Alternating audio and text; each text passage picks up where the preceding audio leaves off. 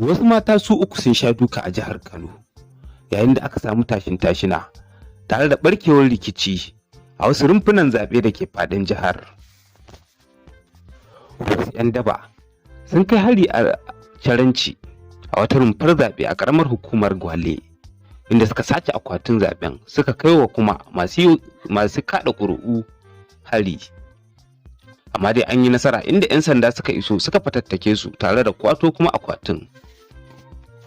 Haka kuma za ku je yadda wasu su kuma 'yan daban suka lalata kayan zaɓe a Mazugal a ƙaramar hukumar Dala a dai cikin jihar Kano. Amma masu sauraro, kafin mu shiga cikin ainihin gundarin rahotannin, muna roƙonku da ku daure ku danna mana alamar subscribe da alamar ƙararrawar sanarwa kamar haka, domin ci gaba da samun shirye-shiryenmu a kyauta ba tare da kun biya ko sisin kwabon ku ba.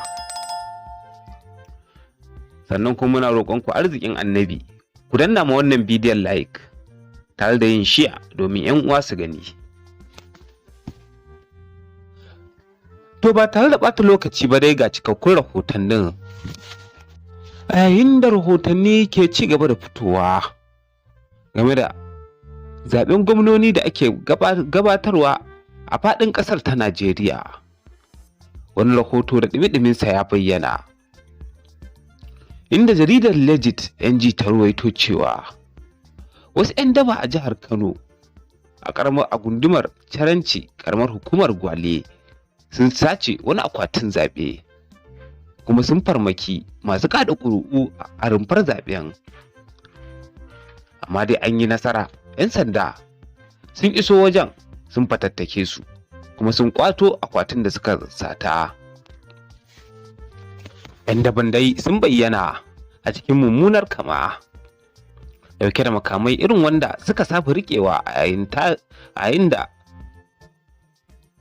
tashin tarzoma irin wannan da suka saba yi. Wayannan 'yan daba dai da ba a san su waye suka ɗauki nauyinsu ba.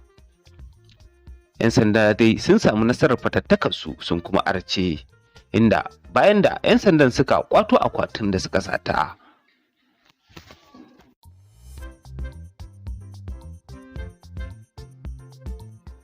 Haka zalika su kuma wasu 'yan daban lalata kayayyakin zaɓe suka yi a gundumar Mazugal, ƙaramar hukumar Dara a dai cikin jihar Kano. Wasu da aka zanta da su da suka fito daga cikin makaɗa kurkuru, wato jama'an gari kenan na mazaɓar, sun ce sun san waɗanda suka yi wannan mummunar aika-aika. Jihar Kano dai na ɗaya daga cikin jihohi 36 a Najeriya wanda ake tunanin dama wannan zaɓen na gwamnoni zai yi zafi a cikinsu, wanda ta ma kasance ita ce ta gaba-gaba ko ma a ce ita ce ta ɗaya, wanda hakan ya sa mahukunta suka ɗauki matakin tsaro tare da tsare rayukan al'umma tare da dukiyoyinsu don gudun aikata aikin da na sani da kuma aikin kaico. Kuma alhamdulillahi jami'an tsaron sun samu nasarar yin hakan.